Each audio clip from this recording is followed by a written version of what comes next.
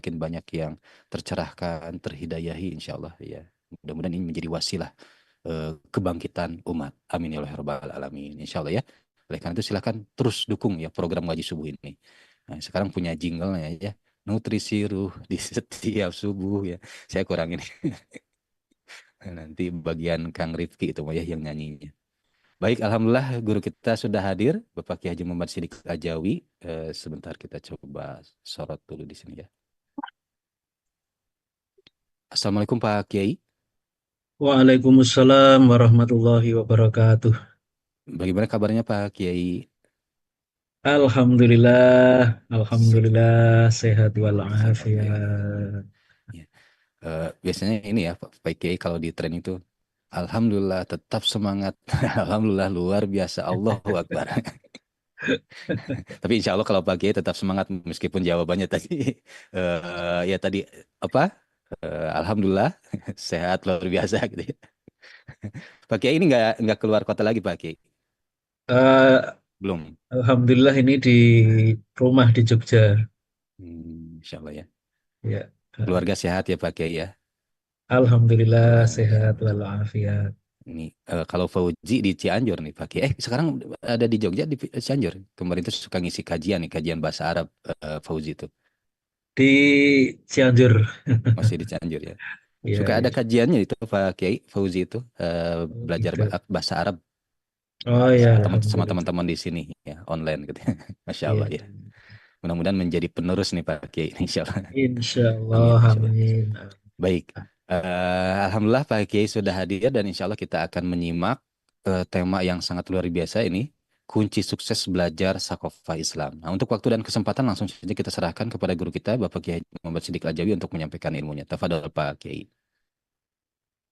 Baik, bismillahirrahmanirrahim. Alhamdulillah. Alhamdulillahilladzi hadana lihada wa ma kunna linahtadiya laula an hadanallah. Asyhadu an la ilaha illallah wahdahu la syarikalah wa asyhadu anna Muhammadan abduhu wa rasuluh. Allahumma salli wa sallim ala sayyidina wa habibina wa maulana Muhammad wa ala alihi wa sahbihi ajma'in. Amma ba'du. Ikhwan dan akhwat sekalian yang dirahmati Allah, bapak-bapak, ibu-ibu yang berbahagia, alhamdulillah senang sekali kita bisa bertemu pada pagi hari ini. Mudah-mudahan Bapak Ibu semua, ikhwan dan akhwat senantiasa sehat walafiat. Biasanya jadwal saya adalah hari Kamis ya, Kamis pagi. Tapi ini karena satu dan lain hal ini ditukar ya, menjadi hari Selasa ya. Tapi ini bukan seterusnya, nanti insya Allah untuk ke depan ya kembali kepada jadwal semula. Tema kita pada pagi hari ini adalah kunci sukses belajar Fakofa Islam. Nah ini adalah eh, jawaban untuk yang bertanya bagaimana sih caranya supaya bisa menguasai Fakofa Islam. Ya. Nah, jawaban ini saya susun dari dua hal ya. Yang pertama adalah pengalaman pribadi, kemudian yang kedua adalah literasi. Jadi dari bacaan-bacaan saya terhadap literatur-literatur. Nah, pengalaman yang pertama pengalaman pribadi kalau saya menilai sendiri, saya ini ya lumayan lah, lumayan sukses walaupun belum terlalu sukses sekali dalam belajar Thaqafah Islam, tapi saya tahadduts bin nikmah ya. Saya harus mengakui adanya kenikmatan dari Allah Subhanahu wa taala, kesuksesan belajar Thaqafah Islam walaupun saya pribadi menilai diri saya sendiri belum apa namanya belum terlalu sukses. Artinya masih jauh sekali dari apa yang seharusnya ya.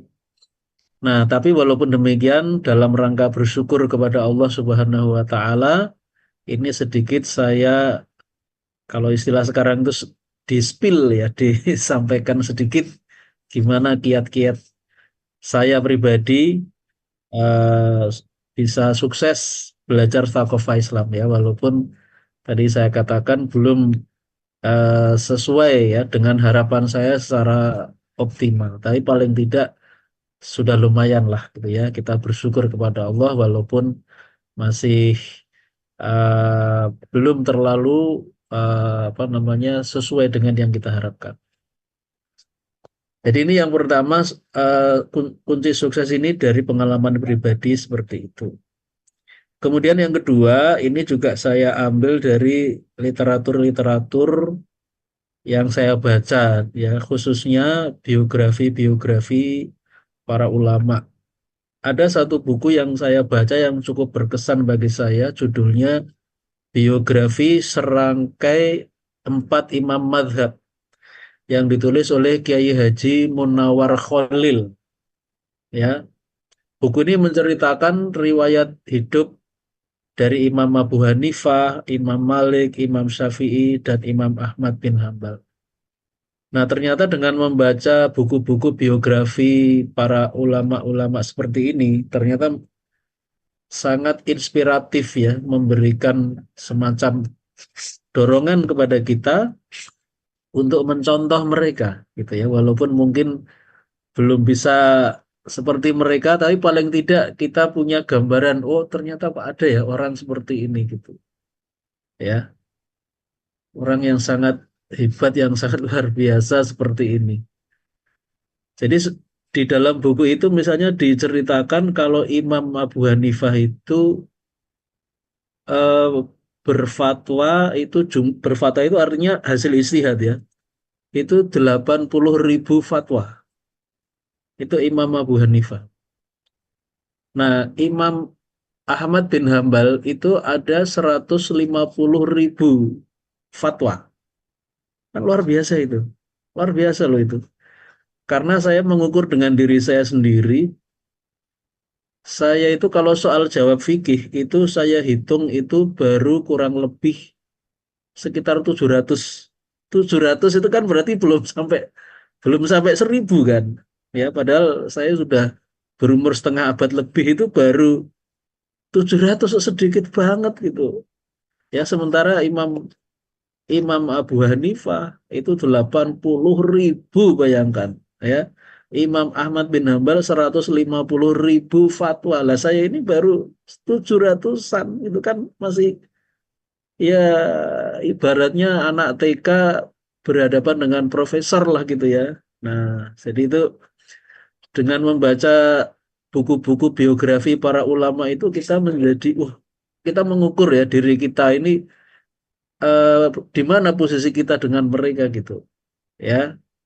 Contoh lain misalnya saya membaca biografinya Syekh Wahbah Az-Zuhaili, penulis kitab yang terkenal judulnya Al-Fiqhul Islami, Al-Fiqhu Al-Islami wa Adillatuhu.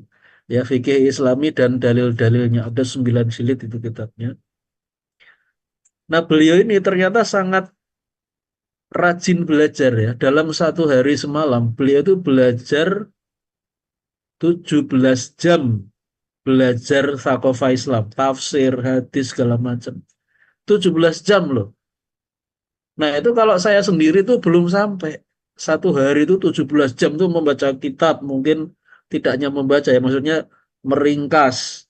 Mungkin di samping meringkas juga mentarjih. Itu belum sampai. Saya itu sehari itu belajar 17 jam seperti Syekh Wahbah Zuhaili. Saya itu baru beberapa jam saja. Masih sedikit. Nah, jadi itu sumber yang kedua, dari mana kok saya bisa merumuskan kunci sukses belajar Thaqafah Islam itu ya dari literasi seperti itu. Jadi ini materi gabungan antara pengalaman pribadi dengan literasi. Nah, seperti itu ya. Nah, Bapak Ibu yang berbahagia, yang pertama sebagai pendahuluan, itu kita jelaskan definisi Thaqafah Islam karena materi kita ini judulnya kunci sukses belajar Thaqafah Islam. Nah, ini ada definisi Thaqafah Islamiyah ya oleh Imam Taqiyuddin An-Nabhani dalam kitabnya As-Saksiyah Al-Islamiyah juz 1 halaman 264. Beliau mengatakan ats-tsaqafatul islamiyah hiyal ma'ariful lati kanatil aqidatul islamiyatu sababan fi bahfiha. Apa itu tsaqafah Islam? Tsaqafah Islam adalah segala macam pengetahuan yang titik tolak pembahasannya adalah akidah Islamiyah. Itulah pengertian Tsaqafah Islam. Ya, jadi semua atau berbagai ilmu atau pengetahuan yang kenapa itu ada, kenapa itu dibahas, itu asasnya atau titik tolaknya itu adalah akidah Islamiyah. Akidah Islamiyah itu adalah iman kepada Allah, iman kepada malaikat-malaikatnya, kitab-kitabnya, rasul-rasulnya, hari akhir, dan kodok serta kodarnya. Nah, contohnya apa itu yang disebut dengan Thaqafah Islamiyah? Ya, contohnya adalah ilmu tauhid, ya, atau istilah-istilah yang semakna dengan itu, yaitu usuluddin, ya.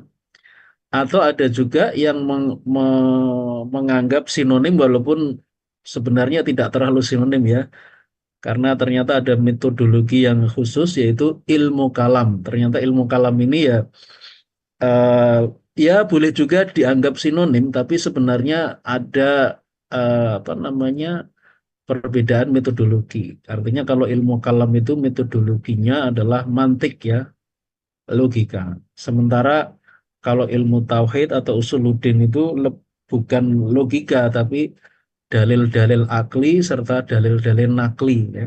Walaupun ada ulama yang menggunakan istilah ilmu kalam, tapi sebenarnya murni dia dalil akli dan dalil nakli, ya. Saya punya kitab judulnya Ilmul Kalam Inda Ahli Sunnati wal Jamaati, karya Imam Ibnu Hazm. Imam Ibnu Hazm ini sebenarnya seorang ulama dari mazhab Zohiri. Itu kalau kita baca kitabnya sebenarnya tidak seperti ilmu kalam karya para ulama kalam, ya, seperti Imam Fakhruddin Ar-Razi. Itu kalau ilmu kalam ya memang ilmu kalam, mantik betul, pakai logika, ya. Tapi kalau Imam Ibnu Hazm itu tidak sebenarnya. Tapi beliau menamakan kitabnya membahas tentang akidah itu atau tauhid itu, judul kitabnya tuh Ilmul Kalami Inda Ahli Sunnati wal Jamaati. Lalu contoh lain adalah ilmu fikih, ya, ilmu yang membahas tentang hukum-hukum, ya, untuk perbuatan-perbuatan manusia. Fikih itu al ilmu bil ahkami syar'iyyati al amaliyati al muktasabati min adillatiha at-tafsiliyah, ya, ilmu yang membahas tentang hukum syara, ya, untuk perbuatan manusia, ya. Nah, seperti fikih tentang sholat, fikih tentang zakat, fikih tentang haji dan sebagainya. Kemudian ilmu tafsir. Nah, ilmu tafsir ini juga bagian dari thaqafah Islam, ya. Kemudian hadis, ya, hadis ini contohnya misalnya bisa kitab matan, ya, matan, atau bisa syarah, atau kitab-kitab yang berkaitan dengan matan atau syarah, ya. Misalnya kitab, kalau yang matan itu contohnya Bulughul Maram. Bulughul Maram itu hanya matan, artinya tidak ada syarahnya, tidak ada penjelasan. Nah, Bulughul Maram ini kemudian disyarah dalam Subulus Salam. Itu ada kitab judulnya Subulus Salam. Kemudian bahasa Arab, ya. Nah, bahasa Arab ini juga bagian yang sangat penting dari Thaqafah Islam, ya. Bahkan ini menjadi kunci, ya, miftahul ulum, ya, kunci untuk membuka Thaqafah Islam, ya, bahasa Arab. Kemudian ilmu mustalahul hadis, ya. Ini berbeda dengan yang hadis tadi, ya. Kalau hadis itu biasanya langsung matan, ya, atau syarah. Kalau mustalah hadis itu ilmu yang berkaitan dengan riwayat atau diroyat hadis, ya. Kalau berkaitan dengan riwayat itu ya penjelasan status hadis, apakah ini sahih, hasan, dhaif misalnya ya.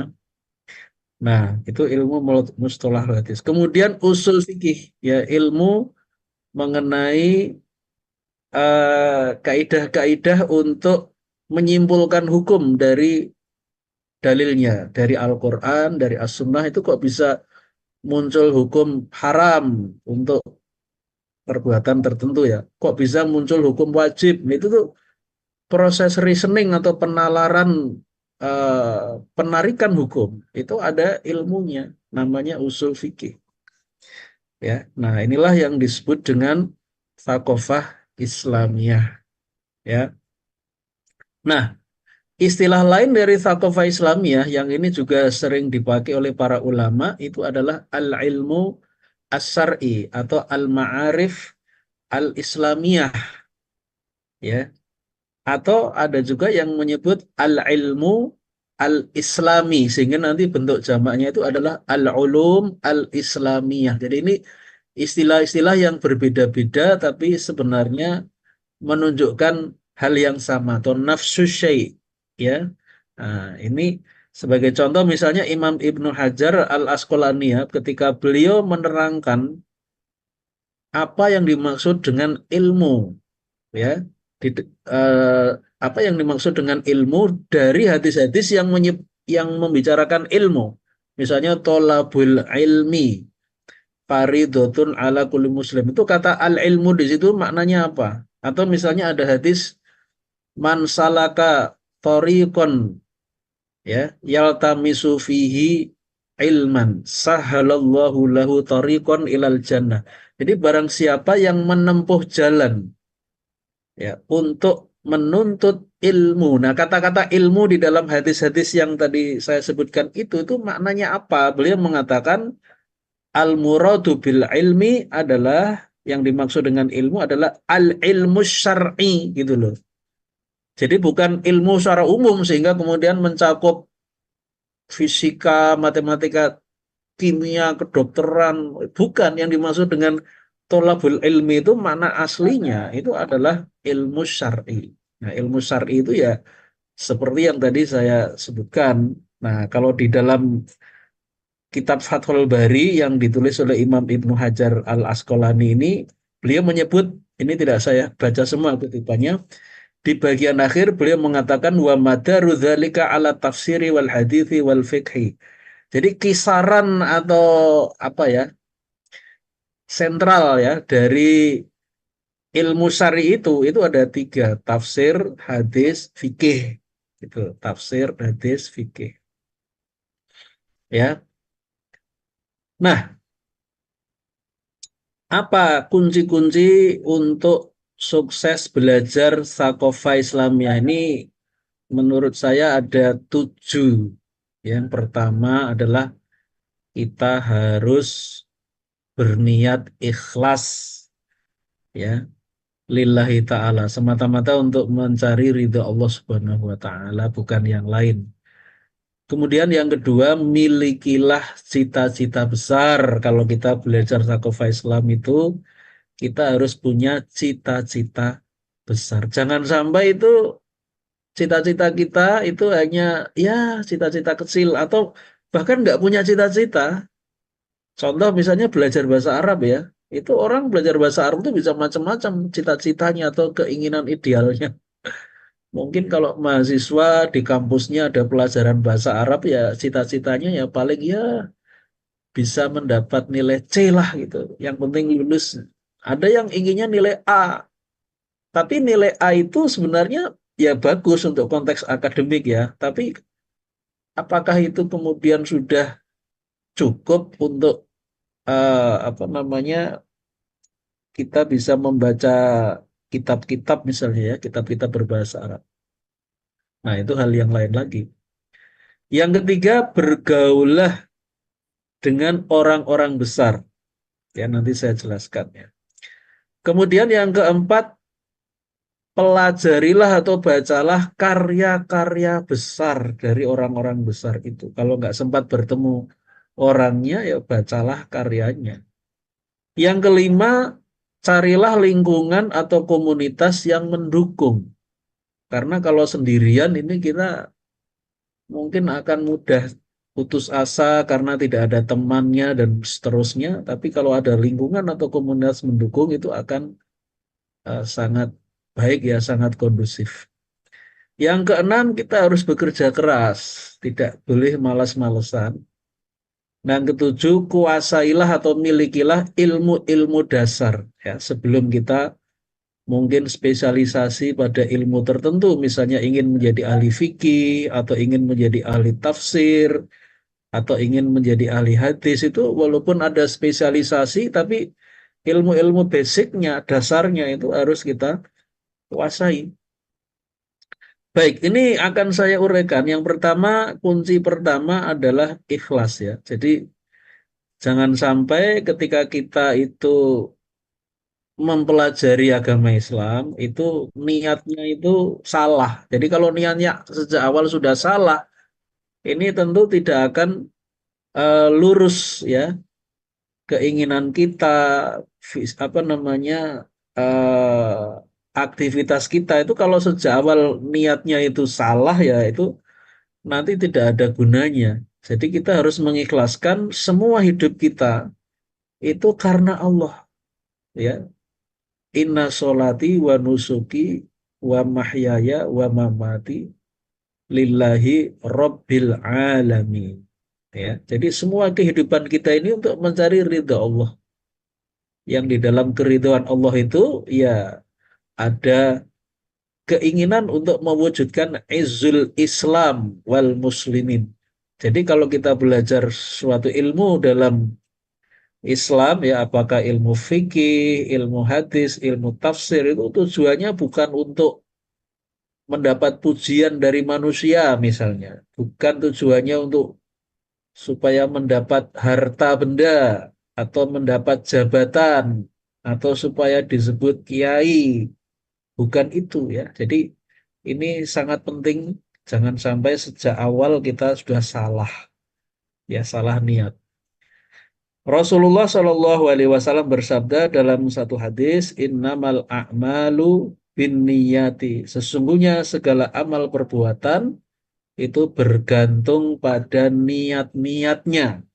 Wa innama likulli mri'in manawa. Dan setiap-tiap orang itu akan mendapatkan sesuai apa yang dia niatkan.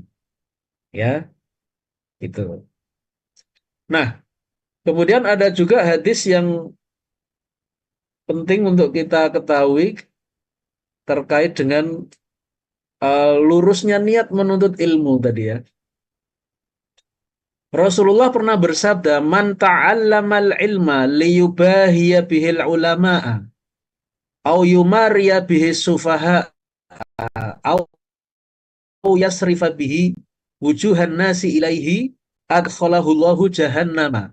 Barang siapa yang menuntut ilmu, man ta'allamal ilma liyubahiya bihil ulama'a, untuk membanggakan diri di hadapan para ulama, au yumariya bihi sufaha'a, atau untuk mendebat orang-orang yang bodoh, au yasrifa bihi wujuhan nasi ilaihi, atau untuk menarik perhatian manusia, adkhalahullahu jahannama, maka Allah akan memasukkan dia ke neraka jahanam.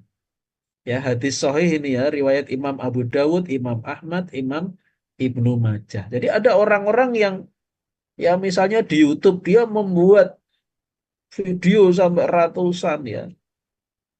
Dia bicara agama, tapi sebenarnya bukan ulama ya, dia hanya seorang YouTuber saja, tapi sok tahu dia itu. Baru belajar sedikit tentang apa gitu langsung mengkritik para ulama. Wah, nah ini tidak betul ya. Jadi kalau mengkritik ya mengkritik, tapi kita juga harus tahu diri loh, Anda itu siapa kok mengkritik mengkritik para ulama terdahulu gitu ya. Oke, itu yang pertama. Kemudian yang kedua, kunci kedua suksesnya belajar Thaqafah Islam adalah milikilah cita-cita yang besar. Karena apa? Karena cita-cita besar itu akan memberikan energi yang dahsyat dan tanpa batas. Nah, cita-cita ini kalau boleh disebut sinonimnya itu kurang lebih sama dengan apa ya? Mirip dengan passion. Jadi passion itu sebenarnya mungkin nggak terlalu persis dengan cita-cita besar. Tapi kalau ciri dari passion itu gini, orang kalau misalnya punya passion menjadi pengusaha yang sukses, dia punya passion seperti itu, ingin menjadi pengusaha yang sukses ya. Ketika pengusaha itu dia berusaha gagal, jualan ini gagal, jualan ini gagal, itu ketika dia punya passion, itu dia tidak mudah putus asa gitu. Karena dia merasa apa ya, nikmat, merasa senang ya, gitu. Jadi ada energi ketika sesuatu itu menjadi passion seseorang. Nah, kurang lebih cita-cita itu ya seperti itu. Cita-cita besar itu akan membuat orang itu tahan atau kuat menghadapi kesulitan-kesulitan untuk mencapai cita-cita itu. Contohnya apa misalnya? Jadi kalau kita belajar fikih misalnya, cita-cita besar itu menjadi mujtahid. Jadi bukan sekedar mukallid. Jadi kalau mukallid itu seorang muslim yang mengambil hukum hasil istihad orang lain. Dia tidak bisa menyimpulkan sendiri sebuah hukum itu dari Quran, dari hadis itu mukallid itu nggak mampu. Jadi mukallid itu ya dia mengamalkan hukum syariah, tapi hukum syariah itu adalah hasil istinbat seorang mujtahid. Nah ini sudah bagus sebenarnya mukallid itu. Tapi kalau dilihat dari segi level keilmuan ini ya mukallid itu level yang paling rendah dalam strata leveling ulama fikih ya. Nah, kalau level yang tinggi itu menjadi mujtahid ya, orang yang punya kapabilitas menyimpulkan hukum dari Al-Quran, dari hadis. Jadi ini orang yang, oh ini boleh, ini nggak boleh ya, berdasarkan Quran dan hadis langsung. Ya, walaupun mungkin dia perlu apa namanya pendapat ulama untuk menafsirkan ayat, perlu pendapat ulama lain dalam menafsirkan hadis, tapi dia sendiri yang kemudian menyimpulkan hukumnya. Nah, ini adalah sebuah cita-cita besar ya menjadi mustahid itu. Dan mustahid itu tentu juga kita tahu ada level-levelnya, ada mustahid, masalah mustahid yang apa namanya mengistimbat hukum hanya untuk masalah tertentu, ya. Misalnya hanya beristihad tentang jihad. Walaupun tentang jihad saja ya, oh itu ada ulama mujtahid yang hanya membahas jihad tok. Itu kitabnya sampai ribuan halaman ya. Ada kitab judulnya Al-Jihad Fis Siyasah Asy-Syar'iyyah ya. Karya Dr. Muhammad Khair Haikal. Beliau ini seorang mujtahid ya. Mujtahid masalah dalam masalah jihad. Tapi kitabnya itu sampai ribuan halaman, mungkin sekitar 3.000-an halaman kitabnya, 3 jilid tebal. Nah, itu contoh mustahid masalah. Nah, di level berikutnya mustahid madhab. Berarti ini hasil istihadnya tidak hanya satu masalah, tapi berbagai masalah. Ada jihad, ada zakat, ada sholat. Sehingga banyak bab yang dia eh, apa namanya dia beristihad di dalamnya. Tapi mustahid madhab ini dia tidak beristihad dalam metode istihad atau usul fikih. Nah, yang paling tinggi itu adalah mustahid mutlak. Jadi mustahid mutlak itu dia beristihad dalam dua hal. Pertama, beristihad dalam metode istihad atau usul fikih. Dia punya metode tersendiri. Dan kemudian metode istimbat yang tersendiri ini kemudian dia gunakan untuk beristihad menghasilkan berbagai bab fikih atau berbagai masalah fikih. Ya, contohnya Imam Taqiyuddin An-Nabhani, beliau ini seorang mujtahid mutlak. Beliau mempunyai istihad terhadap istihad di dalam usul fikih ya, itu ada di kitab beliau Saksiyah Islamiyah juz ketiga. Dan di samping Saksiyah Islamiyah juz ketiga ada pembahasan-pembahasan usul fikih yang itu ada di Saksiyah Islamiyah juz 1, juga ada di Saksiyah Islamiyah juz 2. Jadi teman-teman kalau mau belajar usul fikihnya Imam Taqiyuddin An-Nabhani, Jangan salah paham ya bahwa hanya ada dalam Saksi Islamiyah juz 3 itu belum semuanya sebenarnya. Tapi ada juga kaidah-kaidah usul fikih itu yang terdapat di kitab-kitab lain di luar Saksiyah juz 3. Ada di Saksiyah 1, ada di Saksiyah 2, bahkan ada di kitab-kitab fikih yang beliau buat. Ya, apakah itu nizamul hukmi, nizam iktisadi atau nizam istimai. Itu ada kaidah-kaidah fikih yang tidak hanya ada di Saksiyah 3. Saya kasih contoh ya. Misalnya di kitab Saksiyah Islamiyah juz 2, bukan juz 3. Di Saksiyah Islamiyah juz 2 itu ada kaidah fikih yang itu kemudian menjadi judul artikel kullu ma hurrima 'alal ibadi fabai'uhu haramun. Itu sebenarnya kaidah fikih. Segala sesuatu yang diharamkan kepada para hamba, maka menjual belikan sesuatu itu hukumnya haram. Kullu ma hurrima 'alal ibadi fabai'uhu haramun. Jadi segala sesuatu yang diharamkan kepada para hamba, maka menjual belikannya haram. Itu sebenarnya adalah kaidah fikih. Mestinya itu kan ada di Saksiyah 3 kan, usul fikih kan. Tapi ini ternyata ada di kitab lain yaitu di Saksiyah Islamiyah juz 2. Yang ternyata ini kullu ma hurrima 'alal ibadi fabai'uhu haramun itu saya temukan ya kalimat ini, persis kalimat itu di kitab Nailul Autor ya, karya Imam Syaukani pada bab Al-Ad'imah wal Asyribah pada bab makanan dan minuman. Ternyata saya kemudian mempunyai dugaan ini Imam Taqiyuddin An-Nabhani itu ya beristihad dengan hasil yang sama dengan Imam Syaukani tadi. Itu kaidahnya sama persis di kitab Nailul Autor bab makanan dan minuman itu ya. Kullu ma hurrima 'alal ibadi fabai'uhu haramun. Itu persis kalimatnya itu. Oke. Nah, disinilah ya teman-teman ada satu sabda Rasulullah yang perlu kita resapi bahwa kita ini memang harus mencoba meraih cita-cita itu yang tinggi, cita-cita yang besar.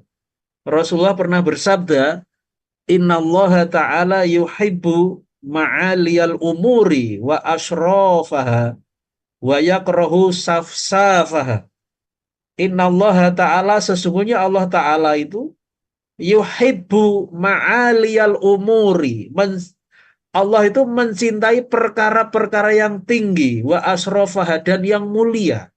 Wa yakrahu safsafaha serta membenci perkara-perkara yang rendah. Ini hadis sahih dari Imam Tabrani dan Imam Baihaqi. Jadi ini sebenarnya ini perkara-perkara yang tinggi, ma'aliyal umur itu sebenarnya umum ya.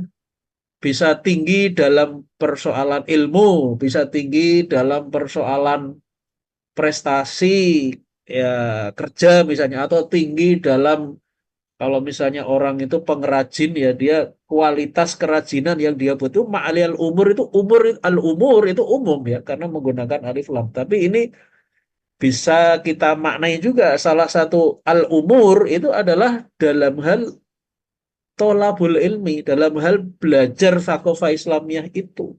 Jadi kalau kita belajar Sakofa Islamiyah itu berarti Allah mencintai cita-cita menjadi mustahid gitu ya daripada ya menjadi mukallid saja gitu ya kan. Nah jadi kalau kita ingin mengamalkan hadis ini ya milikilah tadi cita-cita besar. Kalau dalam bidang fikih yang menjadi mustahid, dalam bidang tafsir misalnya yang menjadi ahli tafsir ya bukan sekedar kita membaca kitab-kitab tafsir tapi menjadi ahli tafsir menjadi mufassir ya. Kalau kita belajar hadis ya kita punya cita-cita misalnya menjadi ahli hadis ya yang punya kemampuan misalnya melakukan takhrij hadis atau menulis kitab-kitab hadis yang kemudian berisi hadis yang itu sudah kita takhrij ya kita jelaskan sumbernya dari kitab apa Sahih Bukhari, Sahih Muslim lalu kita berikan penilaian statusnya ini sahih, ini hasan, ini dhaif. Jadi milikilah cita-cita yang tinggi. Nah, ini yang pertama. Yang kedua ya tadi ya. Nah, sekarang kunci ketiga. Bergaullah dengan orang-orang besar. Nah, ini kunci ketiga, sukses belajar sakofah Islamiyah. Bergaullah dan belajarlah kepada orang-orang besar. Apa itu orang besar? Orang besar itu adalah orang yang berpengaruh besar kepada umat Islam. Contohnya Imam Syafi'i itu orang besar itu beliau. Pemikiran beliau, khususnya dalam bidang fikih dan usul fikih terutama ya, itu sampai sekarang itu pengaruhnya sangat besar. Imam Syafi'ilah yang merumuskan sumber hukum itu ada empat. Dalil syar'i atau sumber hukum itu ada empat. Al-Quran, As-Sunnah, Ijma, dan Qiyas. Itu rumusan siapa? Imam Syafi'i. Yang pada abad sekarang atau abad kontemporer ini kemudian disempurnakan oleh Imam Taqiyuddin An-Nabhani. Sumber hukum Islam itu empat. Al-Quran, As-Sunnah, Ijma, Sahabat, dan Qiyas. Jadi ini mirip-mirip ya Imam Taqiyuddin An-Nabhani itu dengan Imam Syafi'i. Nah, Imam Syafi'i ini itu salah satu yang sangat berpengaruh. Walaupun Imam Syafi'i itu kalau dilihat dari segi apa namanya ya sejarah itu sudah 1.000 tahun lebih meninggal mendahului kita. Bayangkan 1.000 tahun lebih. Imam Syafi'i itu hidup antara tahun 150 Hijriah. Beliau meninggal tahun 204 Hijriah, abad ketiga. Nah, sekarang kan kita hidup pada abad ke-15 kan. 15 kurangi 3 itu 1.200 tahun yang lalu Imam Syafi'i itu wafat. Tapi pengaruhnya sampai sekarang itu masih terasa. Kalau kita belajar ilmu usul fikih, itu ada sumber-sumber hukum yang muttafaqun alaihi, yang disepakati oleh jumhur atau mayoritas ulama. Itu ada empat sumber hukum. Al-Quran, As-Sunnah, Ijma, Qiyas. Itu rumusan siapa? Imam Syafi'i rahimahullah. Jadi luar biasa kan Imam Syafi'i itu. Ya. Tapi di samping sumber hukum yang disepakati, ada sumber hukum yang diperselisihkan. Ada perbedaan pendapat ulama ya yang disebut dengan istilah mukhtalaf fihi ya seperti masoleh mursalah atau maslahat. Kemudian istihsan atau syara'u man qablana ya atau madhabus sahabi atau qaulus sahabati dan lain-lain. Nah, eh, orang-orang besar itu bisa jadi dia adalah mujtahid seperti Imam Syafi'i atau ulama muhaddis atau ahli hadis seperti Imam Bukhari, Imam Muslim atau yang memberi sarah kepada kitab-kitab mereka. Ada sarah Sahih Bukhari ya karya Imam Ibnu Hajar Al-Asqalani, ada sarah Sahih Muslim karya Imam Nawawi. Contoh lain misalnya ahli tafsir ya Imam At-Tabari, Imam Ibnu Katsir ya atau ulama-ulama kontemporer yang juga ya banyak yang menjadi ahli tafsir ya termasuk Syekh Wahbah Az-Zuhaili sendiri. Beliau menulis kitab At-Tafsirul Munir ya itu kitab tafsir kontemporer ya dan sebagainya. Nah, di dalam sejarah ulama besar itu biasanya adalah murid dari ulama besar juga. Nah, ini di sini nih yang menarik ya.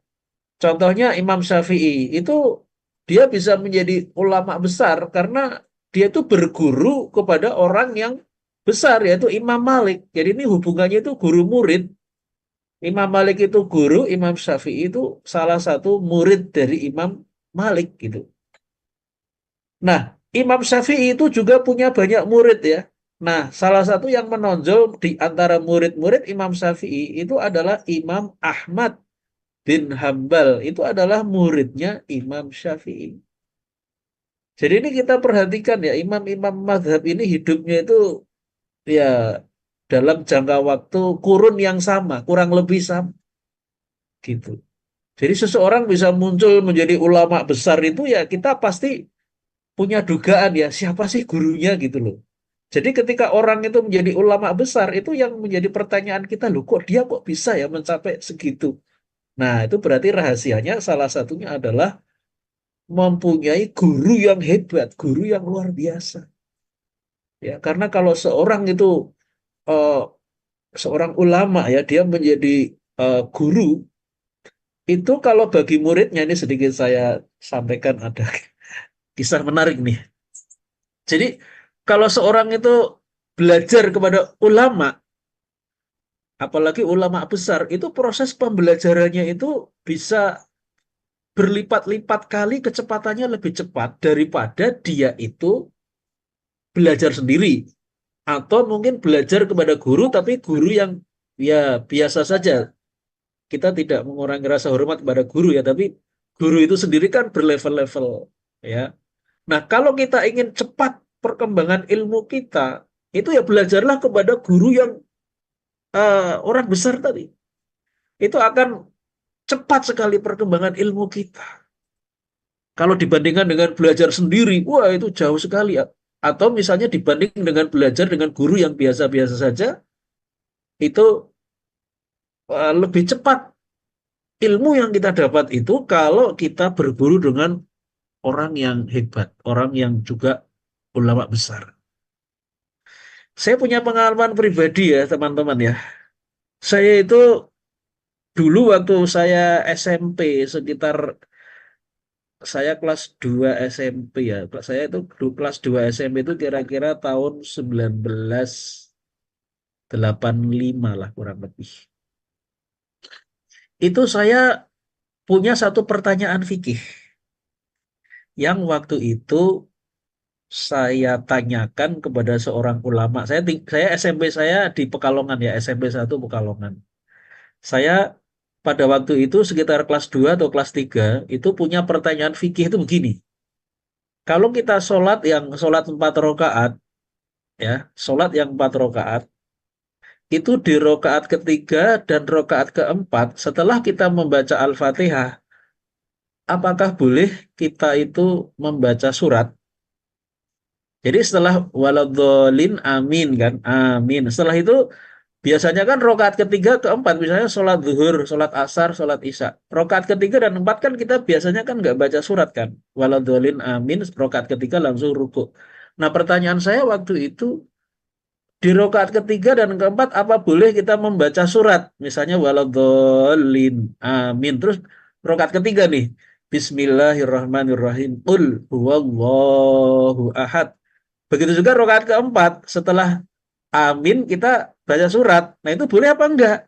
Nah waktu itu saya punya teman namanya Ali, waktu SMP itu. Ali Ridho, tapi nama aslinya itu Alexander Rosmanto. Itu SMP 1 Pekalongan, satu angkatan dengan saya. Dia itu ngaji di Pekalongan, dia tinggalnya di daerah dekat Masjid Jami Pekalongan ya. Eh, dia itu ngaji kepada seorang ulama namanya eh Ustadz Yahya, namanya Ustadz Yahya, saya masih ingat betul.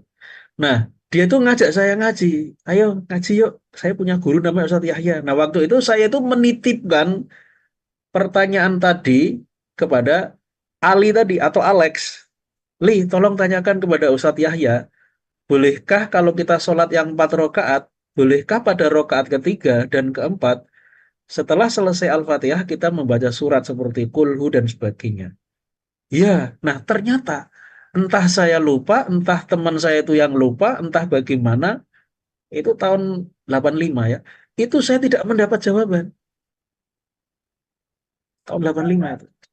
Tapi akhirnya karena saya senang membaca kitab saya senang sekali.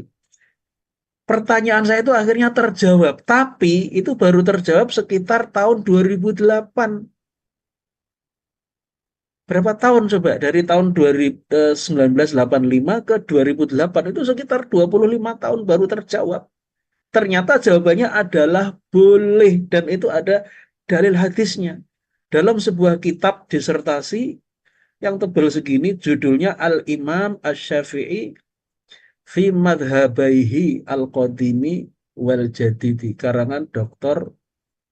eh, siapa lupa nanti kalau ingat saya sebut namanya. Jadi judul kitabnya itu Al-Imamu Asy-Syafi'iyyu fi Madhabaihi Al-Qadimi wal Jadidi. Jadi Imam Syafi'i dalam dua madhabnya, madhab Qadim dan madhab Jadid. Oh, namanya Sa'rawi Abdus Salam. Nah, Syekh Nahrawi Abdus Salam kalau nggak salah ya. Dia seorang doktor dari Al-Azhar. Nah, di kitab itulah, itu ketika saya baca, itu saya mendapat keterangan dari Imam Syafi'i bahwa boleh hukumnya membaca surat setelah Al-Fatihah pada rakaat ketiga dan keempat. Pendapat Imam Syafi'i itu. Tapi untuk mendapatkan jawaban ini, karena saya tidak berguru, karena saya itu, ya pendidikan saya pendidikan formal yang bukan agama ya, itu saya baru mendapatkan jawabannya itu 25 tahun lah sekitar itu. Nah bayangkan andai kata ya, bayangkan. Bayangkan andai kata saya berguru kepada orang yang memang ahli dalam madhab Syafi'i. Misalnya penulis buku disertasi tadi. Syekh Nahrawi Abdus Salam namanya kalau tidak salah. Berapa lama saya mendapatkan ilmu itu? Cuma sekejap saja. Misalnya saya ketemu sama beliau. Wahai Syekh, menurut madhab Syafi'i, bolehkah membaca surat setelah membaca Al-Fatihah pada rakaat ketiga dan keempat? Dia dengan sekejap akan mengatakan hukumnya boleh. Dalilnya ini. Hanya sekejap saja, nggak ada semenit, nggak ada 2 menit gitu. Sama seperti Anda, yang mohon maaf, kalau Anda itu belum tahu hukumnya tadi, saya memberitahukan kepada Anda itu berapa menit coba, mulai dari awal saya berkisah tadi, sampai Anda tahu hukumnya itu berapa menit. Nah, itulah fungsi seorang guru, apalagi dia adalah guru yang hebat, guru yang apa namanya, orang besar. Itu akan sangat cepat pembelajaran Anda. Anda kan ketika tadi saya menjelaskan kisah tadi, mungkin Anda juga berpikir toh, apa boleh ya kita membaca surat setelah Al-Fatihah pada rakaat ketiga dan keempat? Mungkin di antara Anda ada yang belum tahu. Tapi setelah saya ceritakan tadi, cerita saya itu mungkin hanya 5 menit lah paling lama. Anda tahu kan? Jadi Anda itu hanya perlu waktu 5 menit untuk tahu tentang hukum tadi. Sementara saya itu perlu waktu kurang lebih 25 tahun untuk bisa mengetahui hukum itu. Karena saya tidak berguru kepada ulama besar. Itu teman-teman. Ya, jadi ini pengaruh sekali. Dengan siapa kita berguru, itu pengaruh sekali. Kalau kita berguru mendapat orang yang tepat, sangat cepat pembelajaran kita gitu loh. Yang kalau kita sendiri belajar sendiri tidak pakai guru, mungkin juga bisa mendapatkan ilmu yang sama, tapi perlu waktu 25 tahun seperti pengalaman saya tadi. Sementara kalau ada orang yang bertanya kepada saya sekarang ya, ada orang yang tanya kepada saya, Ustadz Sidik, bagaimana hukumnya membaca surat setelah Al-Fatihah pada rakaat ketiga dan keempat? Saya bisa menjawab sekejap. Hukumnya boleh menurut Imam Syafi'i. Dalilnya hadis ini. Lihat kitab Al-Imam Asy-Syafi'i fi madhabaihi al-qadimi wal jadid karya Syekh Nahrawi Abdus Salam. Ini kitabnya. Sekejap, nggak perlu 1 menit bahkan itu orang bisa tahu hukumnya boleh. Nah, sementara saya pribadi mengetahui itu karena saya belajar membaca sendiri perlu waktu 25 tahun. Nah, itu pengalaman pribadi saya ya. Yang itu menunjukkan betapa besarnya pengaruh guru itu kepada kita. Jadi kita itu ketika bertemu dengan seorang yang ulama besar ya, itu bergaullah dengan dia, belajarlah dengan dia karena itu akan mempercepat pembelajaran kita. Gitu. Nah, disinilah kita mengingat sebuah hadis dari Abu Musa al-Ash'ari. Nabi pernah bersabda, Mathalul jalisi solihi wasu'i, perumpamaan teman yang baik dengan teman yang buruk. Nah, teman ini bisa berarti juga ya guru gitu ya. Guru ini kan teman ya. Dia cuma memang secara keilmuan memang dia lebih tinggi daripada kita. Tapi dia sebagai jalis itu memenuhi kriteria ya. Jadi perumpamaan teman yang baik dengan teman yang buruk itu kahamilil miski wana fikhil kiri. Ya, seperti penjual minyak wangi dan pandai besi. Fahamilul miski. Ya, kalau itu penjual minyak wangi, imma an yuhdhiyaka. Bisa jadi penjual minyak wangi itu akan menghadiahkan minyak wanginya kepadamu. Wa imma an tabta'a minhu. Atau kamu membeli darinya. Wa imma an tajida minhu rihan thayyibatan.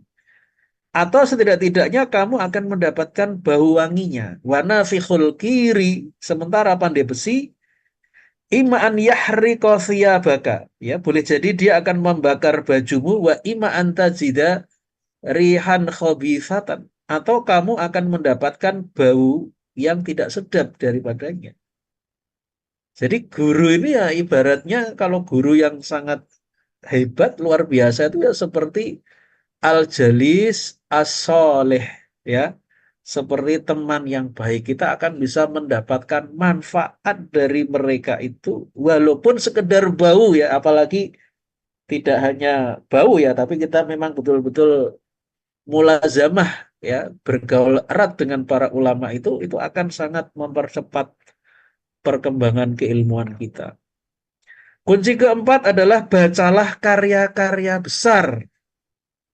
Bacalah karya-karya besar, peninggalan orang-orang besar itu. Jadi kalau kita tidak sempat bertemu dengan Imam Syafi'i misalkan, bacalah karyanya, Al-Um misalnya.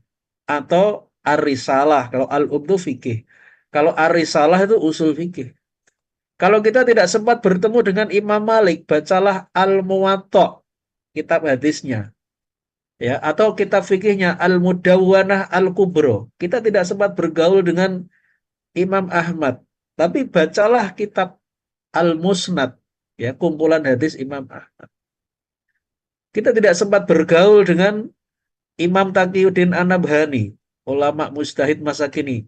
Ya, Anda belajar kitab-kitab karya Imam Taqiyuddin An-Nabhani, belajar Saksiyah Islamiyah juz 1, Saksiyah Islamiyah juz 2, Saksiyah Islamiyah juz 3, atau kitab-kitab sebelumnya. Kita belajar Nizamul Islam, kita belajar kitab Takatul Al-Hizbi, kita belajar Mafahim, kemudian kita belajar wah macam-macam, ada Ad-Daulah Al-Islamiyah, ada An-Nizam Al-Istimai, ada An-Nizam Al-Iqtisadi. Wah, itu karya-karya besar itu. Sekarang saja yang kelihatannya kita ini yang belajar kitab-kitab itu dipersekusi, dibubarkan jamaahnya dan sebagainya. Yaitu sekarang dalam kondisi yang memang kita belum diberi pertolongan oleh Allah Subhanahu wa taala. Tapi kalau nanti suatu saat kita mendapat pertolongan dari Allah Subhanahu wa taala dan tegak kekuasaan Islam khilafah itu suatu saat ini Imam Taqiyuddin An-Nabhani itu akan menjadi orang besar, beliau itu akan dikenang dalam sejarah itu dengan penghormatan yang sangat tinggi. Ya. Nah, ini ada satu perkataan dari Imam Syatibi dalam kitabnya Al-Muwafaqat pada juz 1 halaman 140. Beliau mengatakan, Innal ilma kana fi suduri rijali thumman taqala ilal kutubi wasarat mafatihuhu bi aidir rijali. Jadi dulu ilmu itu pada awalnya ada di dada para ulama. Kemudian berpindah itu ilmu itu ke dalam kitab-kitab, ke dalam lembaran-lembaran kertas dari kitab-kitab yang ditulis oleh para ulama. Namun pembukanya itu tetap atau kunci untuk membuka atau bisa memahami kitab-kitab itu tetap di tangan para ulama. Jadi itu belajar pada ulama itu tadi yang saya ceritakan akan sangat mempercepat ya pembelajaran kita. Hanya dalam waktu semenit 2 menit kita bisa mendapatkan ilmu yang kalau kita tidak belajar kepada para ulama, misalnya belajar sendiri itu ya mungkin akan mendapatkan, tapi perlu 10 tahun, 20 tahun baru ketemu seperti pengalaman saya. Nah, jadi ilmu itu awalnya ada di dadanya para ulama, seperti kitab Sahih Bukhari ya. Sahih Bukhari itu kan awalnya ada dalam memorinya Imam Bukhari. Tapi Imam Bukhari, alhamdulillah, beliau itu menyimpan ilmu hadisnya, koleksi-koleksi hadis Nabi itu tidak hanya dalam pikiran kan, tapi beliau itu menuliskan hadis-hadis dalam Sahih Bukhari itu akhirnya dituliskan dalam lembaran-lembaran kertas. Gitu. Nah, itulah yang sekarang kita warisi gitu. Jadi kalau kita nggak sempat bergaul dengan orang besar seperti Imam Bukhari, bacalah Sahih Bukhari. Tapi untuk bisa memahami Sahih Bukhari, nah kembali lagi peran ulama yang akan menjadi pembuka kuncinya tadi supaya cepat. Ya kalau tidak ya kita belajar Sahih Bukhari sejak awal sendirian tanpa guru, ya bisa sih. Tapi persoalannya persoalan waktu dan juga persoalan benar nggak? Bisa jadi kita kalau belajar sendiri tanpa bimbingan guru itu bisa tersesat gitu ya, walaupun tidak mutlak. Oke ya. Nah, kunci kelima, carilah lingkungan atau komunitas yang mendukung. Jadi kita nggak bisa sendiri, ya.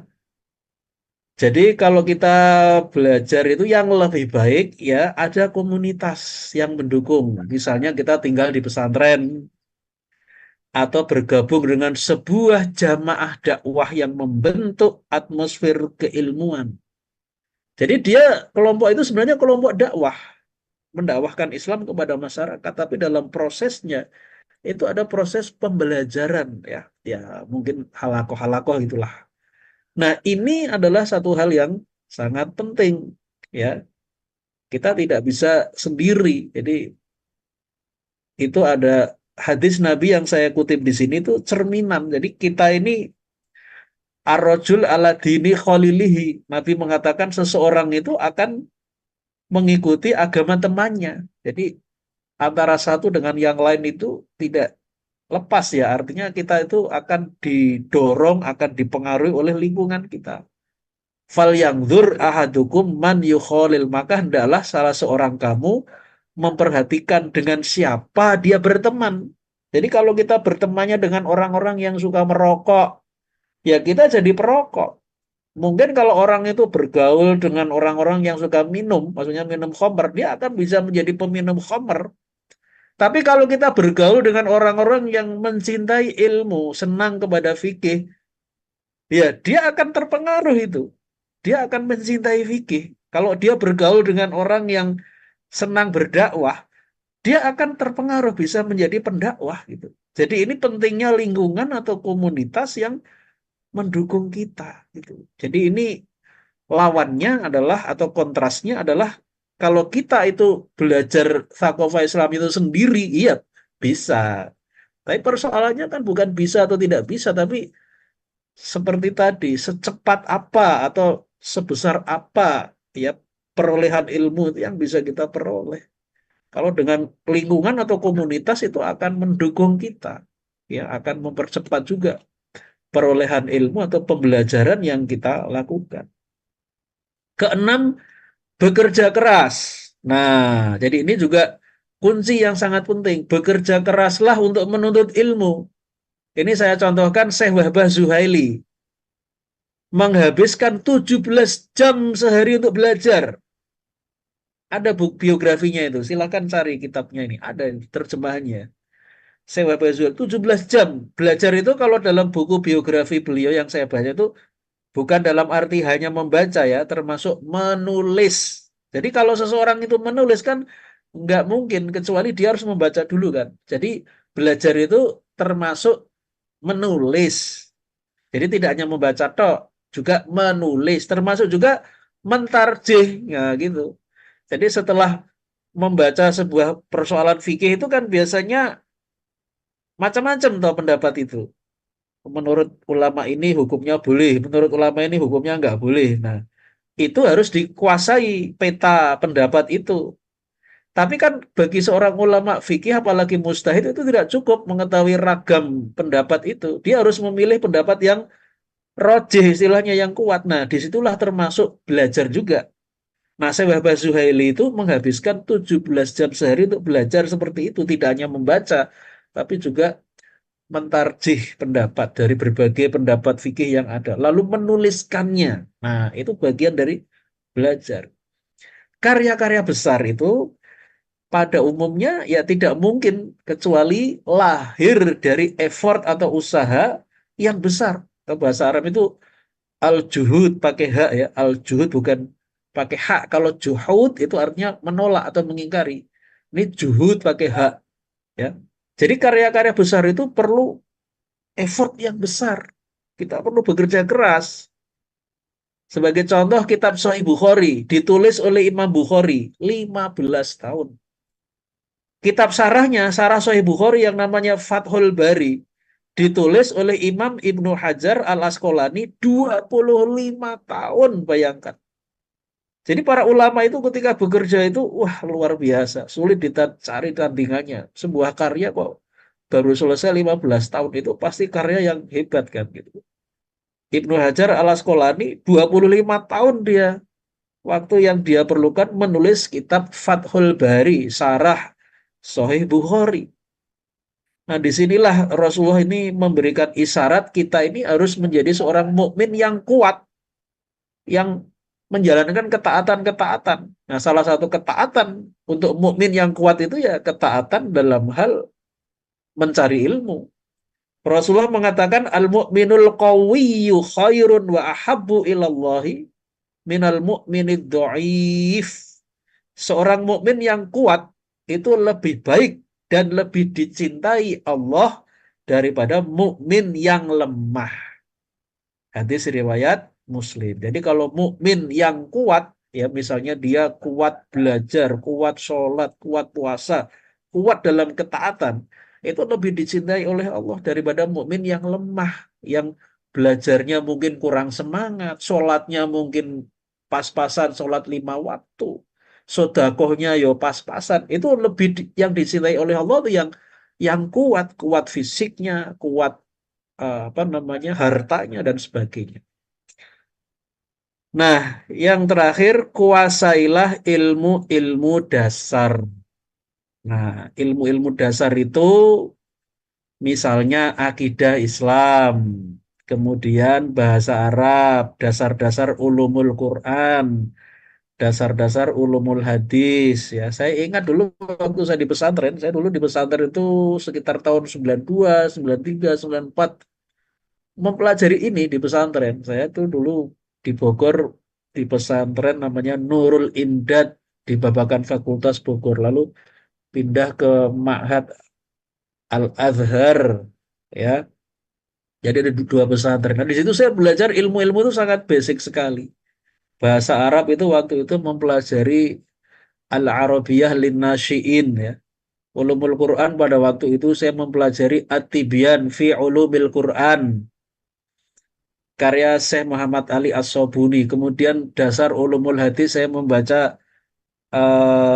apa namanya Mustalahul Hadis karya Syekh Mahmud Tohan. Jadi kitab-kitab yang sangat basic sekali itu saya pelajari di pesantren waktu itu. Nah, jadi belajarlah dari yang basic sekali secara bertahap. Jangan langsung meloncat. Nanti jatuh. Belum apa-apa, kita nggak punya basic, langsung belajar filsafat, belajar ilmu mantik, belajar ilmu kalam yang itu sebenarnya ya apa namanya kalau kita nggak punya basic ini bisa membuat kita bingung gitu. Belum apa-apa baca kitab Tahafutul Falasifah karya Imam Al-Ghazali, lalu membaca kitabnya Ibnu Rushd Tahafut, ya gimana dong? Jangan langsung membaca Tahafutul Falasifah karya Imam Ghazali, wong akidahnya juga kita belum mapan, bahasa Arabnya masih awam, ulumul Quran, ulumul hadis belum belum tahu banyak, tiba-tiba membaca Tahafutul Falasifah, kerancuan-kerancuan para filosof karya Imam Ghazali atau Al-Munqidh Minad Dolal karya Imam Ghazali, ya itu terlalu meloncat itu ya. Maka belajar Islam itu juga demikian. Awali dulu dengan penguatan akarnya ya, baru nanti cabang-cabangnya insya Allah membuahkan hasil, membuahkan buah ya.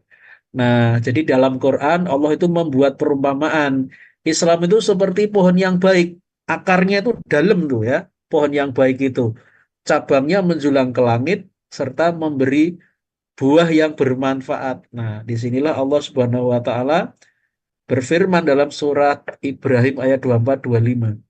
Alam taro kaifa daraballahu masalan kalimatan thayyibatan kasajaratin thayyibah. Asluha tsabitu wa far'uha fis sama'. tu'ti ukulaha kulla hinin bi'izni rabbiha wa yadribullahul amthala linnasi la'allahum yatadhakkarun. Tidakkah engkau memperhatikan bagaimana Allah telah membuat perumpamaan kalimah thayyibah. Kalimah thayyibah itu Islam. Perumpamaannya adalah seperti pohon yang baik. Pohon yang baik itu yang bagaimana? Akarnya itu kuat. Jadi akar dulu. Cabangnya menjulang ke langit dan menghasilkan buahnya pada setiap waktu dengan seizin Tuhannya. Allah membuat perumpamaan untuk manusia agar mereka mengambil pelajaran. Quran Surat Ibrahim ayat 24-25. Wallahu a'lam. Terima kasih. Wassalamualaikum warahmatullahi wabarakatuh. Waalaikumsalam warahmatullahi wabarakatuh. Masya Allah, luar biasa nih. Terima kasih Pak Kiai atas ilmu, nasihat, dan motivasinya juga ya. Menjadi motivasi bagi kita semua agar kita semakin bersungguh-sungguh untuk mempelajari Sakofa Islam ya. Karena itu luar biasa menjadi ini ya. Sakofa Islam menjadi kunci ya. Bagaimana kita menjalani kehidupan ini. Nah ini Pak Kiai, tapi kalau kita coba perhatikan ya, ada beberapa yang ada sebagian yang dimudahkan dalam hal menghafal, kuat hafalannya. Contohlah Kak, jangan jauh-jauh, misalkan Pak Kiai ya, hafalan-hafalannya. Kemudian kalau di guru-guru di ngaji subuh, contoh Ustaz Salman Iskandar gitu ya, sampai bisa menyebutkan nama-nama yang bagi saya itu asing gitu ya di apa di sejarah tuh ya. Nah itu ini kira-kira ada faktor apa nih Pak Kiai sehingga ya contoh mungkin atau Ustadz Adi Hidayat gitu ya seperti itu ya. Wah, sampai hafalannya tuh kuat gitu ya. Ini ada faktor apa nih Pak Kiai? Apakah ada faktor yang lain, faktor taufik, faktor karomah atau bagaimana nih Pak Kiai? Silakan. Ya, jadi sebenarnya salah satu faktornya itu adalah otak manusia itu kapasitasnya dalam berpikir itu memang berlevel-level ya. Nah, kekuatan otak manusia itu atau yang lebih tepat kekuatan berpikir ya, itu memang berbeda-beda. Ada di penjelasannya di kitab At-Tafkir ya, itu eh, ada beberapa faktor yang mengakibatkan kemampuan berpikir seseorang itu berbeda dengan orang lain ya. Di antaranya itu adalah adanya perbedaan kuantitas maklumat sabikoh.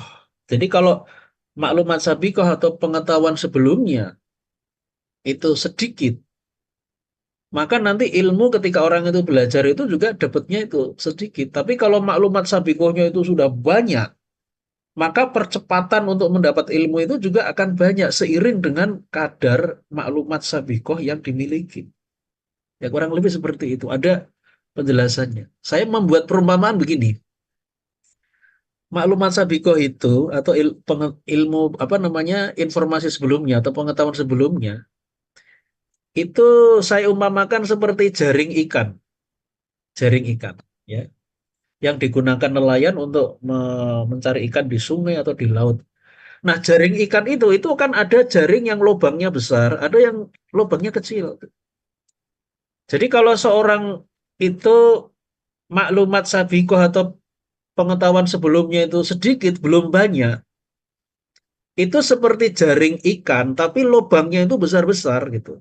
Ketika lubangnya itu besar-besar, itu ikan itu bisa lolos, bisa apa namanya ya langsung hilang, tidak tertangkap. Kenapa? Karena jarak antara satu apa namanya lubangnya itu besar-besar gitu, sehingga ikan yang kecil-kecil atau yang ya mungkin agak besar itu bisa lolos karena jaring itu lubangnya itu besar-besar gitu. Tapi sebaliknya kalau jaring ikan itu lubangnya kecil-kecil atau mungkin hampir tidak kelihatan, maka itu ikan sekecil sekecil apapun walaupun itu ikan teri itu akan bisa tertangkap gitu loh. Itu perumpamaannya begitu. Jadi kalau orang itu sudah sekelas misalnya Ustadz Adi Hidayat itu ibarat jaring ikan itu jaring ikan yang sudah sangat rapat gitu. Maklumat sabikohnya sudah sangat banyak, informasi sebelumnya sudah sangat banyak sehingga ketika belajar itu nanti perolehannya banyak banget gitu. Karena kenapa? Karena ikannya itu nggak bisa lolos karena tertangkap semua oleh jaring ikan yang karena jaring ikannya itu sangat rapat, itu ilmu sesederhana apapun, sekecil apapun tuh sep gitu dia tidak akan lolos gitu. Nah, itu seperti perumpamaannya seperti itu. Jadi ini ada faktor maklumat sabikoh yang dengan kadar yang berbeda, maka ketika digunakan untuk tolabul ilmi sebagai bekal awal maklumat sabikoh itu nanti perolehan ilmunya itu akan berbeda. Nah, kalau orang maklumat sabikohnya masih sedikit itu seperti jaring ikan tapi lubangnya gede-gede gitu. Sehingga nanti mempelajari sesuatu yang hebat, tapi ini banyak yang lolos gitu. Jadi itu ibaratnya dia setelah pulang ngaji, dia, loh, aku tadi ngaji 2 jam tuh dapat apa ya? Kok aku nggak dapat apa-apa? Itu berarti itu ibarat apa ya? Jaring itu lubangnya itu masih gede banget itu, ya toh? Nah, itu beda dengan orang yang uh, jaring ikannya itu sudah kecil-kecil gitu lubangnya sehingga itu dapat banyak banget. Nah, itu satu. Kemudian yang kedua, ada faktor yang namanya kuwatur robeti, kekuatan untuk mengkaitkan antara maklumat sabikoh tadi dengan al-waqi, dengan fakta yang di apa namanya yang diindra oleh orang itu. Jadi al-waqi di sini ya maksudnya adalah ya ilmu-ilmu yang sedang dia baca atau yang sedang dia dengarkan itu kan nanti diikatkan oleh oleh proses berpikir kita itu dengan maklumat sabikoh. Nah, kekuatan mengikatkan atau yang disebut dengan kuwatur rabti antara satu orang dengan orang lain itu beda-beda. Jadi ada orang yang kuwatur rabti istilahnya ya dalam kitab tafkir itu kekuatan untuk mengkaitkan antara maklumat sabiko, informasi sebelumnya dengan ilmu-ilmu baru. Itu ada yang sangat kuat. Jadi begitu itu ada kitab baru atau ada orang yang memberi kajian di YouTube atau apa, dia lihat, dia baca, itu hasil output yang diperoleh oleh satu orang dengan orang lain itu bisa beda-beda tergantung tadi maklumat sabiko. Nah, orang yang kuwatur robti itu set langsung dia akan menangkap ilmu itu ya seperti tadi jaring tadi ya. Tapi ada orang yang kuwatur robti kekuatan mengikatkannya itu lambat. Mungkin dia ya ilmunya banyak ya maklumat sabikonya mungkin banyak ya tapi untuk mengkaitkan itu loh antara maklumat sabiko dengan al-waqi yang berupa mungkin kitab yang sedang dibaca atau ceramah yang sedang didengar di YouTube itu beda-beda. Nah, jadi itu seperti itu ya. Jadi itu beberapa faktor yang kemudian bisa mengakibatkan ya perbedaan hasil pembelajaran gitu ya. Makanya ini kita harus memperbanyak maklumat sabikoh misalnya ya. Informasi sebelumnya yang itu bentuknya sebenarnya yang tadi saya uraikan itu adalah tadi kuasailah ilmu-ilmu dasar. Itu tuh menjadi maklumat sabikoh yang awal gitu ya. Sehingga nanti kita bisa ketika belajar itu, oh ini begini karena kita sudah punya basicnya. Kalau kita nggak punya basicnya itu ya seperti jaring yang lubangnya besar ya ikan-ikan itu bisa lolos semua kita ngaji itu nggak terasa tiba-tiba apa ya tadi materinya dilupa gitu. Oke ya itu ya gitu. Itu saya banget kan. Tapi mudah-mudahan tidak lagi ya ke depannya insya Allah.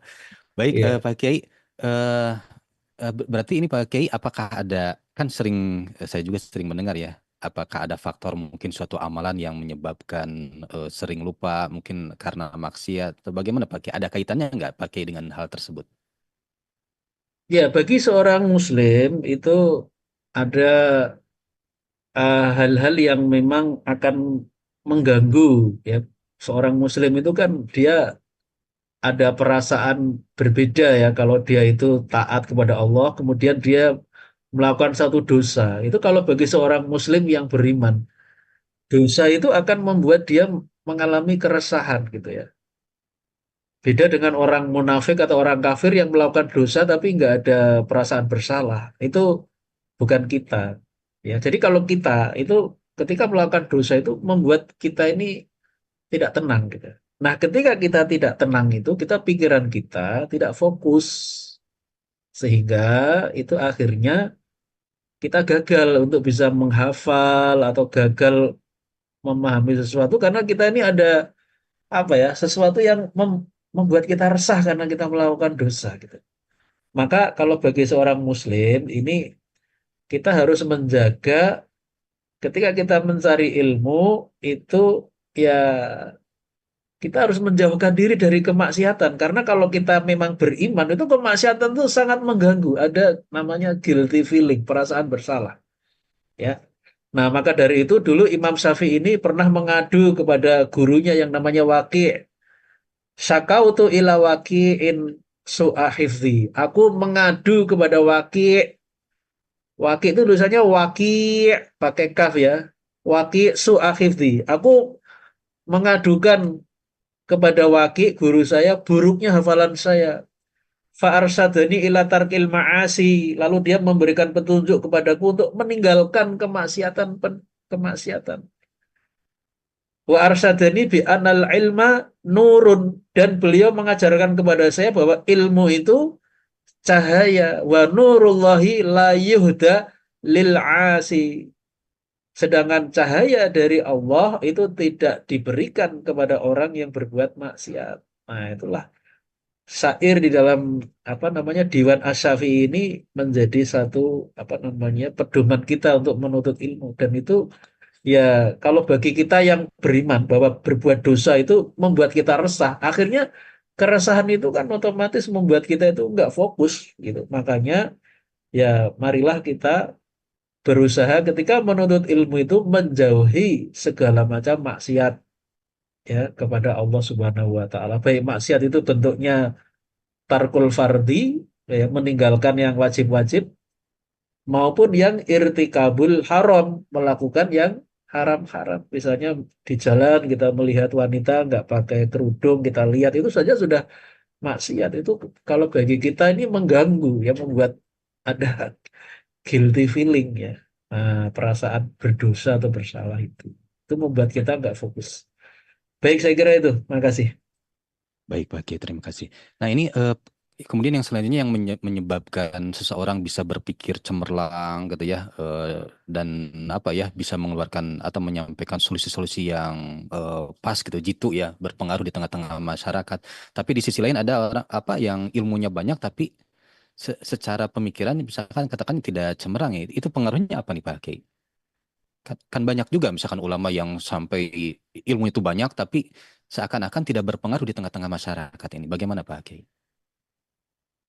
Ya, itu banyak faktor yang menyebabkan ya. Yang penting sebenarnya begini, kalau orang mau berpikir yang mustanir itu, dia itu harus punya wawasan yang luas ya. Jadi tidak bisa mengkaji satu persoalan itu hanya dari satu aspek ya, tapi harus melihat aspek-aspek lain yang berada di sekitar persoalan gitu.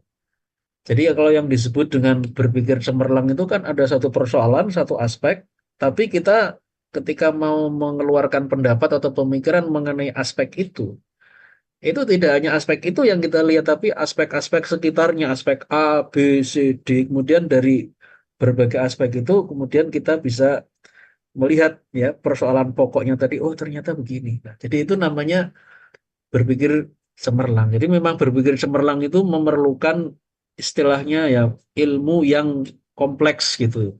Ya, jadi satu persoalan tidak hanya ditinjau dari persoalan itu sendiri, tapi ditinjau dari berbagai aspeknya, berbagai topik yang berkaitan. Jadi itu artinya kan memerlukan ya kalau mungkin komputer itu komputer yang kapasitas memorinya itu luar biasa banyak gitu. Sehingga ketika ada satu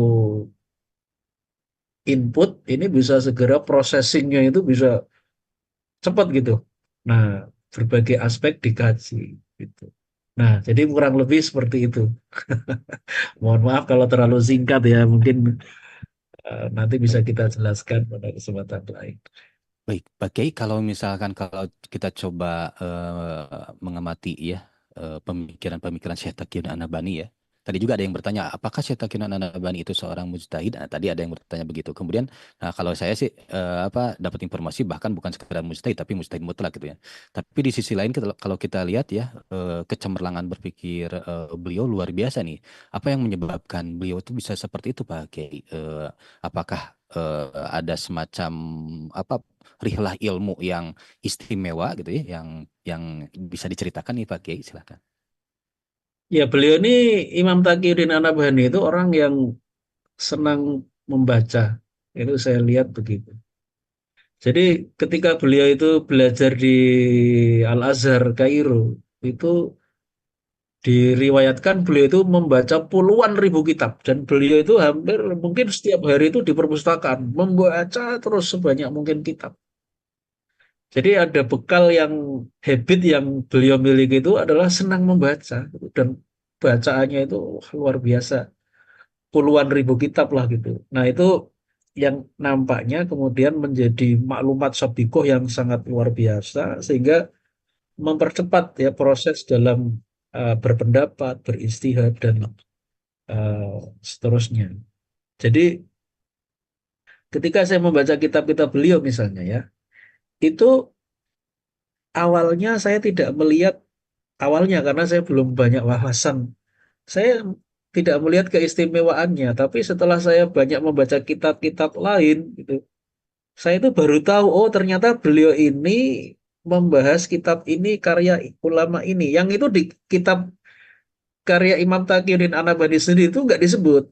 Contoh misalnya di Saksiyah Islamiyah Juz 3 ya, dalam kitab Usul Fikih. Beliau itu Imam Taqiyuddin An-Nabhani itu mengkritik ma'alatul af'ali. Jadi ma'alatul af'ali itu artinya akibat-akibat dari suatu perbuatan.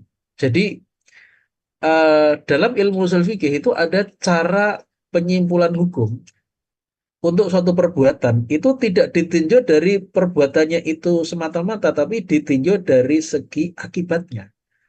Jadi akibat dari perbuatan itulah yang menentukan hukum. Misalnya ada orang yang berjual beli. Tapi ternyata berjual beli itu mengakibatkan suatu kemudorotan. Misalnya ada orang menjual pisau. Ternyata dia menjual pisau kepada preman. Akhirnya menggunakan pisau itu untuk membunuh orang. Maka jual beli pisau itu walaupun boleh, tapi ternyata akibatnya itu menimbulkan mudorot. Nah, itu hukum jual beli pisau itu akhirnya tinjauannya bukan jual belinya saja, tapi akibatnya. Nah, itu yang disebut dengan ma'alatul af'al, yaitu menyimpulkan hukum itu dengan melihat akibat-akibat dari suatu perbuatan. Nah, awalnya saya itu tidak tahu ma'alatul af'al itu apa sebenarnya itu. Itu konsepnya siapa di kitab apa saya nggak ngerti. Tapi setelah saya baca kitab-kitab usul fikih, saya itu tahu, oh ini dari kitab Al-Muwafaqat karya Imam Asy-Syatibi. Di situ tuh ada ternyata pembahasan ma'alatul af'ali, yaitu penyimpulan hukum bukan dari perbuatannya, tapi dari akibat-akibat perbuatan itu. Oh, ternyata, wah, berarti beliau ini membaca kitab itu kan nggak mungkin nggak baca kitabnya Imam Syatibi gitu. Nah, lalu ada kitab lain yang pernah saya baca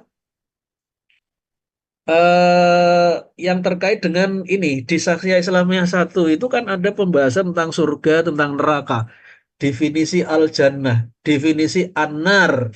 Itu ada definisi surga, definisi neraka di Saksya Islamiyah juz 1. Nah, suatu saat saya membaca kitab, judulnya itu Ilmul Kalami Inda Ahli Sunnati wal Jamaati karya Imam Ibnu Hazm Al-Andalusi.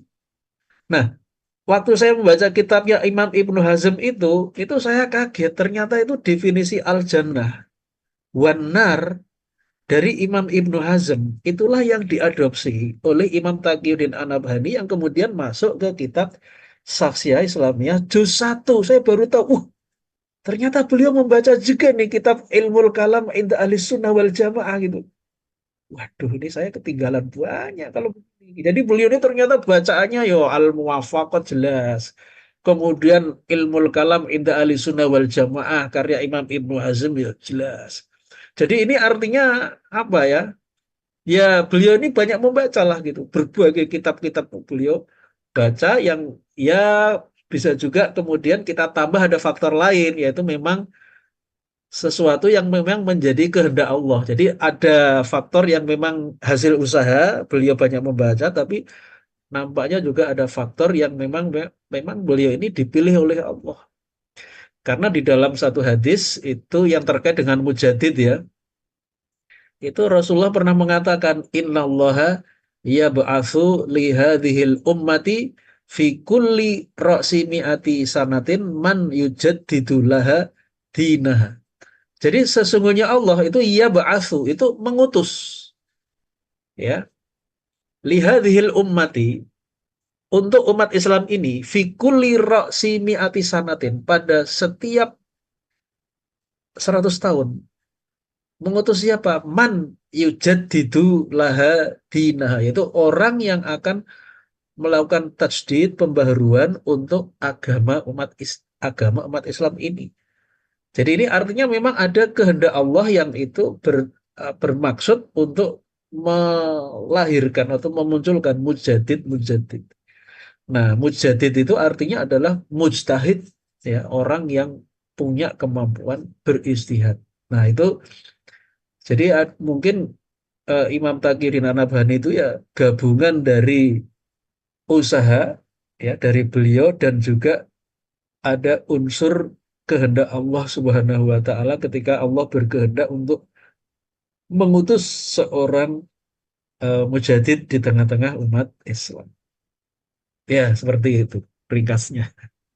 Baik, Masya Allah. Luar biasa ya. Sampai Syaitan Adaman itu bergerak al-alamah kalau nggak tidak salah atau apa ya pakai di Al-Azhar gitu ya. Seperti itu ya. Baik, luar biasa.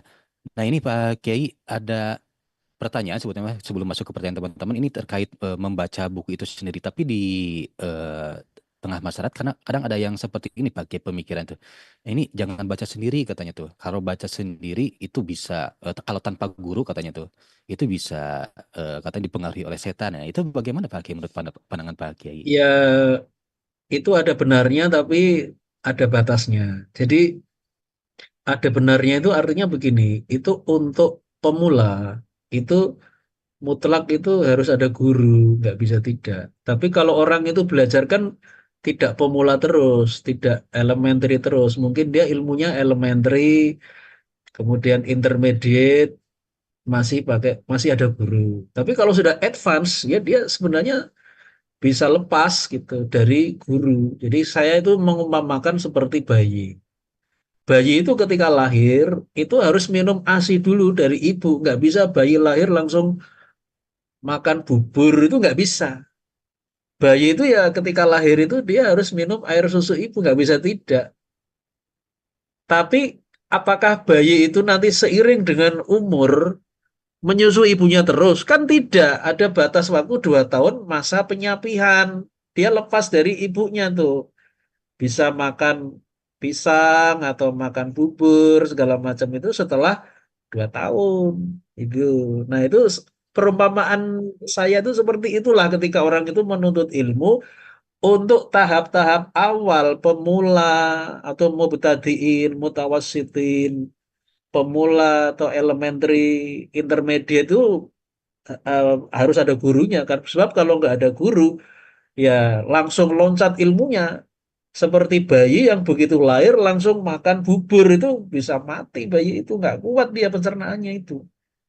Jadi kalau orang itu belajar Islam belum apa-apa sudah membaca buku-buku filsafat, buku-bukunya Imam Ghazali itu bisa mabuk itu, bisa bingung dan mungkin bisa gila. Ya jangan langsung belajar Islam langsung membaca tadi yang saya sebut tahafutul falasifah, kerancuan para filosof. Bisa mabuk itu, nggak kuat nanti gila itu. Jadi harus ya belajar itu bertahap gitu. Tapi seperti yang tadi saya katakan ya tentu ada batas waktunya. Ibarat bayi itu tidak selamanya menyusu kepada ibunya terus.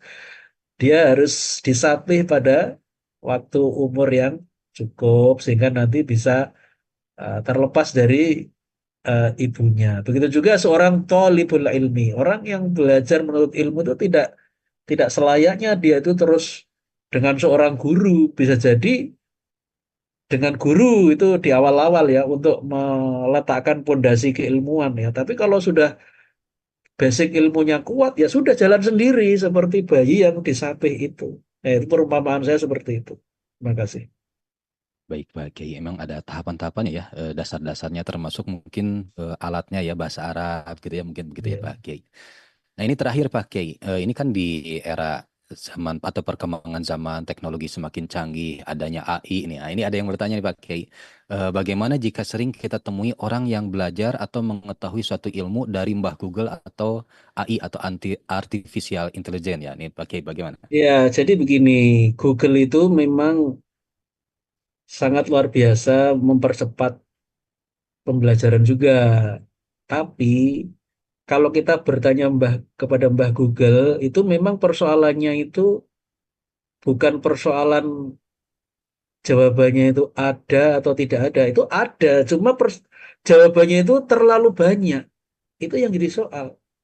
Kita misalnya ya, kemarin itu saya mencari hukum Maulid Nabi. Bagaimana sih hukum Maulid Nabi itu? Di Google pakai bahasa Arab loh. Ketemu pendapat bermacam-macam. Ada yang mengatakan boleh, ada yang mengatakan tidak boleh. Terus gimana dong kita menyikapinya? Nah, ketika kita menyikapi berbagai informasi yang simpang siur, yang bermacam-macam itu Google sudah nggak bisa lagi. Gimana pandangan Mbah Google mengenai hukum Maulid Nabi yang bermacam-macam? Kita searching lagi, ya keluarnya yang bermacam-macam itu. Jadi kemampuan tarjih itu kemampuan yang ya mungkin belum dimiliki oleh Google. Google itu tidak bisa mentarjih dia. Google itu hanya bisa provide informations, hanya menyediakan informasi yang beragam apa adanya. Tapi informasi itu informasi mentah, itu perlu diolah dengan kemampuan tarjih sehingga kemudian menghasilkan pendapat yang paling rojih, paling unggul. Itu yang tidak dimiliki oleh Google. Jadi Google itu kalau mencari jawaban dari pertanyaan kita bisa, tapi itu biasanya itu bukan jawaban tunggal, itu jawabannya bermacam-macam. Lah terus gimana?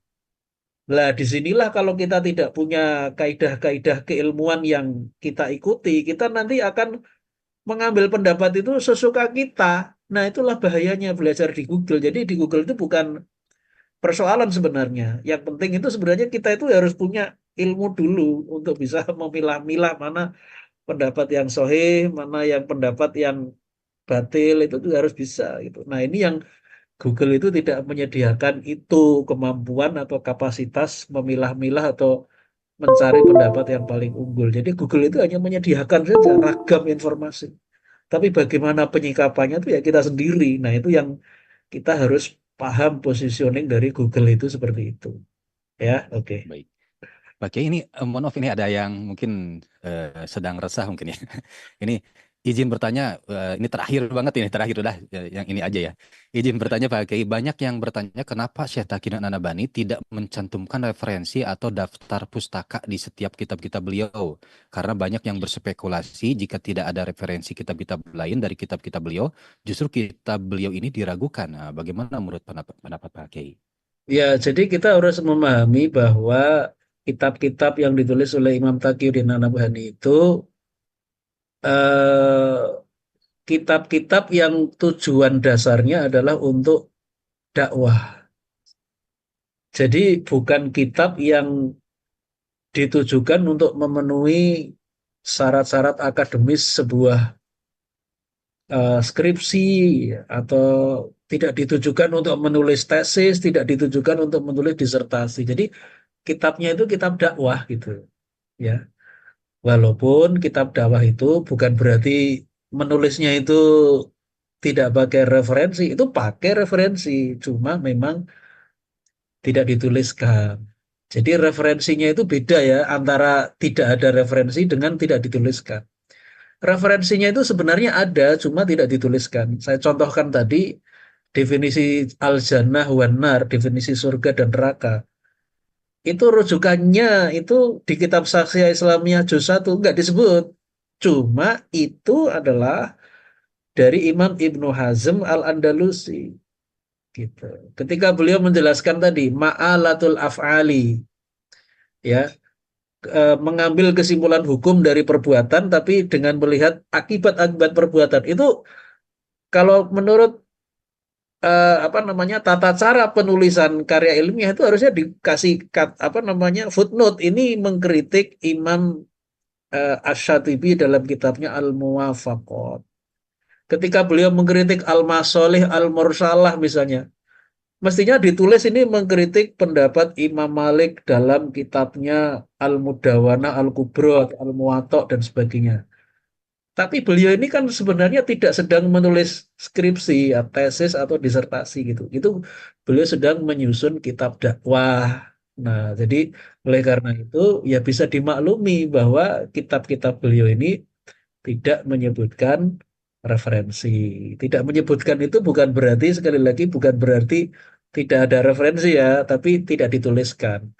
Tapi kalau kita belajar berbagai literatur keislaman, itu nanti tahu gitu. Seperti pengalaman saya pribadi, setelah saya membaca berbagai literatur, oh ternyata ini mengkritik Imam Satibi, oh ini ternyata mengkritik ulama siapa gitu, ya.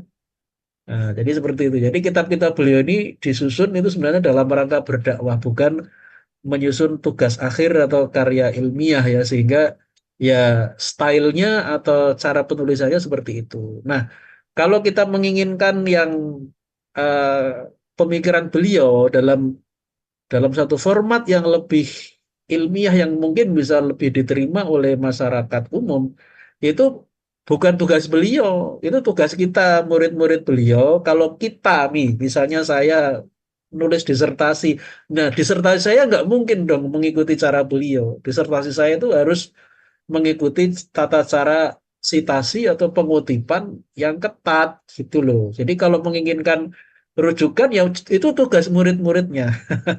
Kalau beliau ini peletak dasar itu konsepnya atau tujuannya dakwah sebenarnya, bukan membuat karya ilmiah. Demikian.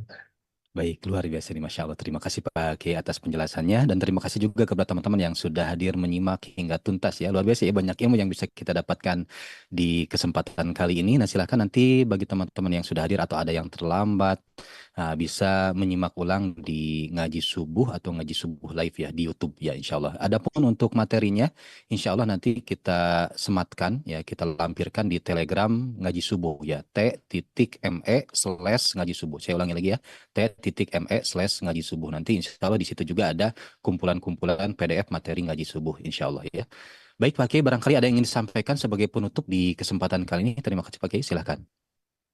Baik ya, jadi dalam closing statement ya apa ya? Ya, dalam tugas kita belajar Thaqafah Islamiyah itu ya apa namanya? Kuncinya itu tadi ya yang saya sampaikan ya. Mungkin kunci saya itu bisa jadi kurang atau mungkin ada yang mau menambahkan silakan nih, karena itu saya susun, saya ramu dari dua hal tadi, pengalaman pribadi dan literasi. Sementara pengalaman pribadi itu bisa jadi berbeda-beda antara satu orang, antara saya dengan yang lain ya. Sehingga mungkin saja ada yang membuat kunci sukses itu beda dengan saya, silahkan. Begitu juga literasi, literasi orang beda-beda kan. Literasi saya mungkin beda dengan Bapak Ibu yang mungkin nanti bisa lebih luas, lebih banyak daripada saya, sehingga ya itulah yang saya sampaikan tadi, tujuh kiat itu yang saya pahami demikian ya, berdasarkan pengalaman pribadi saya dan literasi saya. Barangkali kalau ada ikhwan yang lain yang apa namanya punya pengalaman pribadi yang berbeda dengan literasi yang mungkin bisa lebih luas daripada saya, mungkin bisa merumuskan kunci sukses yang lebih baik daripada saya. Terima kasih. Baik, Alhamdulillah. Terima kasih kepada Pak Kiai yang sudah menyampaikan ilmunya dan terima kasih juga kepada teman-teman yang sudah hadir di kesempatan kali ini. Mudah-mudahan kita senantiasa istiqomah ya dalam mengkaji ilmu dan istiqomah dalam ketaatan kita kepada Allah Subhanahu wa taala. Demikian